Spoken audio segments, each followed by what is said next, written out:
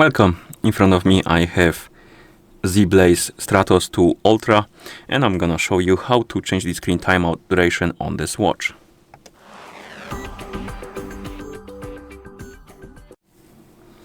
First thing we need to do is to wake up the screen on our watch, and you can do it by pressing the select button. Once you wake up the screen, you should see the current watch face, the home screen, and you can swipe left on the screen to open the menu.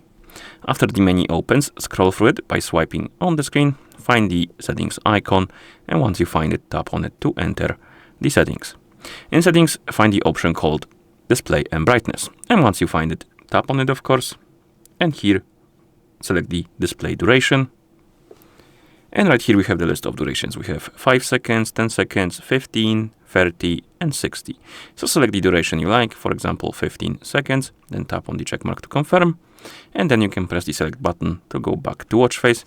And now my screen will turn off after 15 seconds of inactivity. So if I won't touch the screen or the buttons for 15 seconds, the screen will turn off to save power basically. And it should be quite soon, like this.